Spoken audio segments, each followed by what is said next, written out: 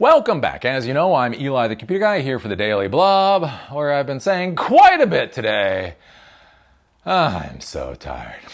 I'm so tired. You know the nice thing about doing a Spartan race? Have you seen my medal? Have you seen my medal? Look at my medal. You know the nice thing about doing a Spartan race? If you run a Spartan race and at the end of it, you're so exhausted and you're so tired, you decide to never do it again. You know the great thing is, you never have to do it again. You're like, look, I got stung by wasps 2 miles into the run, a 13-mile run. That sucks. I don't want to do that anymore. The great thing about a Spartan race is, you don't have to do it anymore. You know the problem with Trump? No matter how tired you get, he's still going to be there tomorrow. He's still got to deal with them tomorrow. So I think this is interesting. The whole question I get, Eli, how do I get a job? And as I keep saying, I don't know what to tell you. You want to know how to solve problems? Cool. I can help you with that. You want to know how to find problems? I can help you with that. You want to understand value propositions between stacks? We can spend hours talking about that. You're like, job. I want a job. Like, I don't know. I've been talking about this basically as the economy does whatever the economy is doing, right? As we have the great economic kerfuffle. To be clear, when I talk about this isn't just under Trump. Trump is probably what's going to drive this goddamn thing into the ground. He's going to burn this fucker in. But he didn't start the fire. It was George Bush, right? We had George Bush, and we had his idiotic presidency, and then we had Obama, and then we had interest rates that were basically down at 1% for God knows how long. And then finally, they start thinking about taking the interest rates up, and we have COVID, and then Biden starts printing money, and we just have idiocy, right? The Great Recession.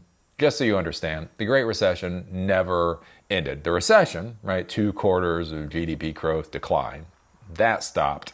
But the Great Recession as a concept just never stopped. And the ramifications of it just never, for some reason, the policies were not unwound, right? The idea is the government prints money, but then the government stops printing money and then increases taxes or something to bring everything back to level, right? That's what's supposed to happen. But that didn't happen, right? The idea is you drop interest rates really low to make sure the economy keeps going. And then once the economy gets a little bit more stable, you start pushing interest rates up. And then they didn't push interest rates up, right? We just have this whole idiocy going on. And now we have the Trump administration. And the Trump administration is doing whatever the hell he wants to do. God knows. He's in there. 1 minute there's 50% tariffs against China. There's 145% tariffs against China. And then there's not, right? He's now talking about 100% tariffs on processors, on CPU. If you are not a massive company that doesn't blubber over his ring, then you're going to have to pay 100% tariffs on processors coming out of Taiwan, right? If you're a massive company that blubbers over his ring, like Apple has decided that they're stating that they're going to invest in the United States. Who knows if they actually will? And because of that, then they're not going to get hit with these processor tariffs. We hear this about pharmaceuticals. Apparently, he now has a plan for pharmaceuticals where he's going to tariff those 250%. Because, the one thing I have to say about medical care in the United States, what everybody agrees on with medical care in the United States is how inexpensive it is, right? Anyways, yeah, so he's talking about 250% tariffs on pharmaceuticals on top of everything else going on. So anyways, what I think is interesting here is he's now warning about a Great Depression. What? Trump is warning about a Great Depression? That's rather honest of him. Wow. Did you ever think that Trump would be so honest? You mean he is honestly stating his economic policies might drive us into a Great Depression? No, that's not really what he's saying. Anyways, but he's putting the Great Depression on the table, which I feel like in 2025 is basically foreshadowing what is to come. I remember that with COVID. I had a buddy of mine. So neighbors, I was living in the Maryland area. Anyways, my neighbor was talking about that with COVID. He's like, yeah, there's got to be, there's going to be National Guard trucks on like every corner, and you're going to be forced to stay in your house. And I was like, come on, that's a little extreme. We're Americans. And I got to say, like, there wasn't a National Guard truck on every corner, but then we did have to go through all that COVID stuff. So yeah, the fact that, it's coming out that Trump is talking about the Great Depression, it's like, wow, I feel like it's foreshadowing. Oh, anyways. How do I get a job during the Great Depression? Well, find your local 7-Eleven. Go out behind the local 7-Eleven and see if there's nobody there. If there's somebody already behind your local 7-Eleven, go find another 7-Eleven. But if there's nobody there, just put up a little sign, put a little number, and that's the number you'll sell every use of your bunghole for. That is how you get a job during a Great Depression. Eli, that's horrible. Yeah, you do understand how this stuff works, right? Anyways, this is just, I don't know, coming from the Hill and other places too. Trump warns that rulings against his tariff plan could trigger depression. Yes, because if there is one thing our country cannot handle, it's, the actual branches of government doing what the hell they're supposed to do. Our government really was designed for a single person to control everything. President Trump on Friday warned that a ruling against his sweeping tariff policy would trigger a depression similar to the Great Depression of the 1920s, warning that the country wouldn't be able to recover. Quote, if a radical left court ruled against us at this late date, an attempt to bring down or disturb the largest amount of money, wealth creation, and influence USA has ever... Fuck me, does anybody ever just get tired of it? Like... I'm feeling like I'm having the Rock moment with like Trump. You ever had the Rock? The Rock isn't really a good actor. But for so long, like I watched Rampage. I liked Rampage. Unironically, I liked Rampage. Because it was like the Rock and a big gorilla. And isn't that what the fuck you need in a Hollywood movie? And then anyways, there's a certain point where you just kind of get tired of the Rock. You're just like, oh, yeah, I've seen this before. Yeah. Oh, the largest amount of money, wealth creation, and influence the USA has ever seen. Yes, that's what you're destroying. That's what you're destroying. It would be impossible to ever recover or pay back these massive sums of money and honor. It would be 1929 all over again, a Great Depression, he said on Truth Social. The president added it. If a court ruled against his tariff plan, quote, they should have done so long ago, but he also expressed optimism that the courts would rule in his favor. Quote, there is no way America could recover from such a judicial tragedy, but I know our court system better than anyone, because he knows everything better than anyone. There is no one in history that has gone through the trials, tribulations, and uncertainties such as I, and absolutely terrible, but also amazingly beautiful things can happen. Our country deserves success and greatness, not turmoil, failure, and disgrace. Yeah, I'd agree with that. I'd agree with that. I'm sorry. Where are you part of this? The president's tariffs hit on Thursday, which he has celebrated and sought to reassure the public about while the economy reacts to the upending of the global trade system. The U.S. Court of Appeals for the Federal Circuit is reviewing Trump's assertion that emergency powers justify his tariffs, and a week before the sweeping tariff policy was imposed, the court scrutinized it in high-stakes oral arguments. Trump cites the International Emergency Economic Powers Act, a 1977 law authorizing the president to issue certain economic sanctions in an emergency to counter, quote, unusual and extraordinary threat. Former House Speaker Paul Ryan, Republican, earlier this week predicted Trump's emergency tariff authority is likely to be struck down by the Supreme Court. Quote, it's more than likely that the Supreme Court knocks out IEEPA, the law that's being used for these tariffs, which doesn't have the word tariff in it. Then the president is going to have to go to other laws to justify his tariffs. 232, 201, 301. There's a bunch of laws, and those are harder laws to operate with, Ryan told CNBC. So anyways, I just kind of thought this was interesting that Trump is already bringing out the Great Depression card. If you do not do what I say, our democracy will be destroyed. If one single person does not have power over the entire democracy, we shall have no democracy at all. And yeah, I feel like that's probably about where we're going. I mean, good for him for saying it. Good for him for saying that he's going to be president over the next Great Depression. I mean, it takes some really big balls on an alpha dog to admit that they are going to be the president when the country goes into the next Great Depression. What does that mean for any of us? Who the hell knows?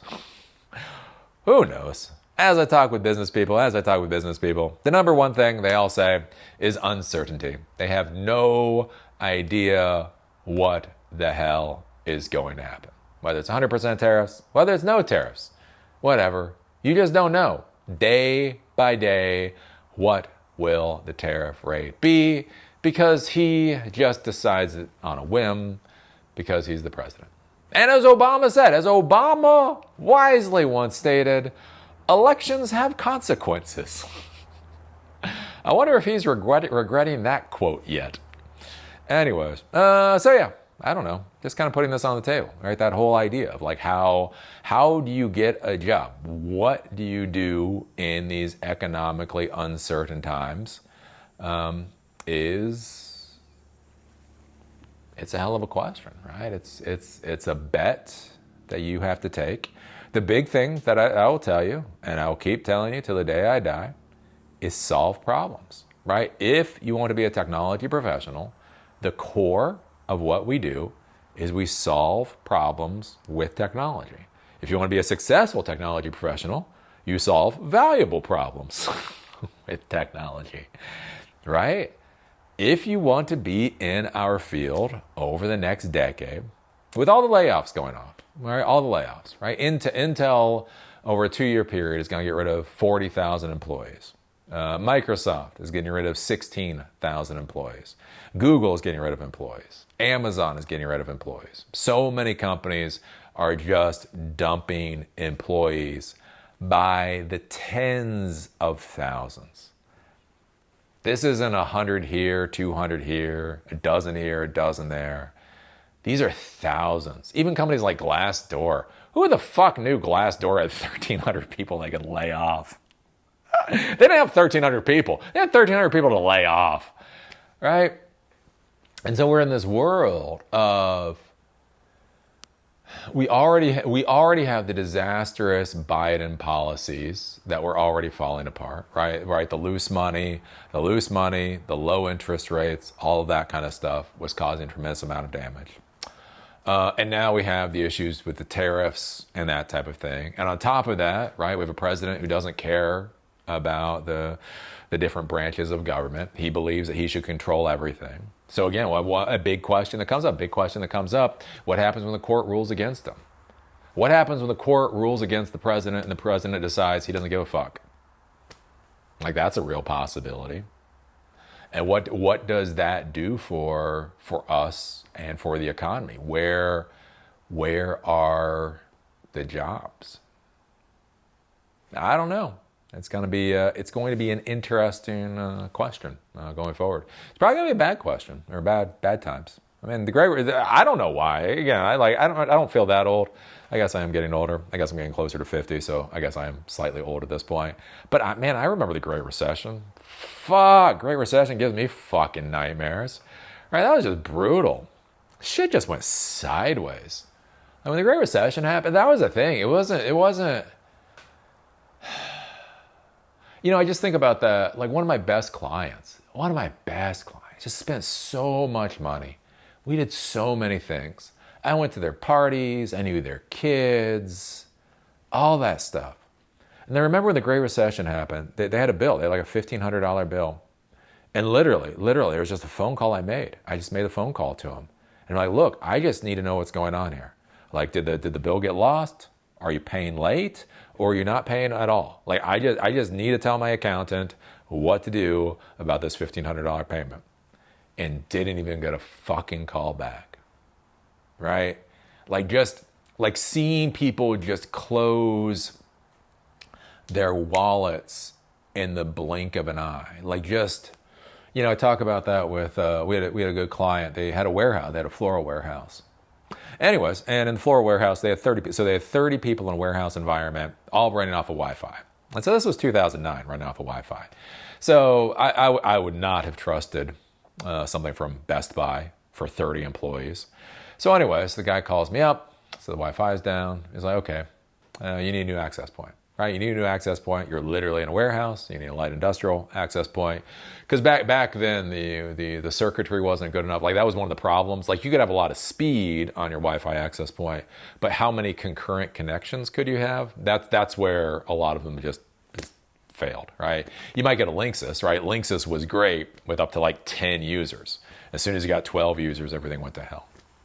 Anyways, so call me up. So okay, let me take a look. So I looked, Cisco AeroNet. So at the time, 2009, Cisco AeroNet access points were just fucking fabulous. I owned a few myself, and they were expensive though. They're like $600, $600 from Newegg. So anyways, so with that kind of equipment, I put very very little markup on it. So shipping or whatever, I probably charge them, I don't know, $650 or something like that. So it's like okay, it'll be $650 plus 1 hour worth of work. Right. It wasn't a profit maker. You just go out, swap an access point, configure it, be done, walk away. Literally, a guy called me back. He was like, yeah, well, I stopped at Best Buy on my way to work and they had a $70 access point. So that's what we're going to use. And think about this for a second. They had 30 employees. 30 employees. See, think about an hourly wage.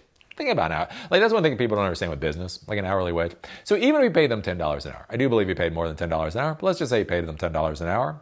That means every hour they were working is $300. $300 every hour they're open. Right? So with whatever I was going to charge, that was the equivalent of 2 hours. That was the equivalent of 2 hours just in labor. And that's being very conservative. And he was willing to risk that. He was willing to risk all of that, just so we could save like $500 in the exceedingly near term to put them on a Linksys access point. And that's the kind of weird, like just nonsensical fucking decisions that start happening. And so that's why it's concerning right now. Because we're not doing well. Things are not doing well. It's all just, our economy is just so weird. Like, so I'm in upstate New York right now, right? So I'm in upstate New York in a vacation type place. Anyway, so I was talking with one of the locals here, and the local Dunkin' Donuts closed. I've been coming up here for 20 years. Anyways, they had opened up a Dunkin' Donuts a while ago, a small Dunkin' Donuts, but a nice little Dunkin' Donuts. And, it's good. You get some decent coffee. Especially when you're going out of town, especially when you're leaving. You go out of town, you get your gigantic coffee, keep driving. Anyways, Dunkin' Donuts is gone. Like, why the fuck is Dunkin' Donuts gone? That doesn't make any sense. Been here for years. And then literally started talking to one of the locals. They said, oh yeah, well the problem is labor. They couldn't get anybody to work at the Dunkin' Donuts. And it's like, what? And literally the interesting thing here is Airbnbs. So all the housing here has been taken over by Airbnbs. So instead of being sold, instead of being rented, long-term rentals, it's all short-term Airbnbs. So the problem then becomes that the locals can't, like, not only can they not afford housing, but the housing isn't even on the market anymore, which is the curious thing. And so therefore, they don't have places for the locals to be able to live. So you come here and you need services. Like, one of the things I try to explain to people, one of the reasons I'm a social justice warrior, I'm not, but the reason I care about social justice is because I like my coffee. I like my coffee. I like good food. I like going to movies. And the funny thing is, like, our society's gotten like really fucked up at this point, where it's all like haves and fuck yous. And it's like, again, the problem is when you get into this dynamic, like where do you go for a cup of coffee? Oh, big man, hot shot. Yeah, where are you gonna go buy a cup of coffee? Like what? Yeah, the economic system is so screwed up at this point in time. Like the system isn't even good enough for the coffee places to stay open, for fast food to stay open, for grocery stores. There's empty grocery stores around here because they can't get enough employees, right? They're running into these like issues, and like that's the weird. It's the weird. Our economic system is fracturing. It's like they talk about that during COVID. They talk about a K-shaped recovery. You want to talk about the biggest horse shit I've ever heard in my life. Now, to be clear, I was on the right side of the K.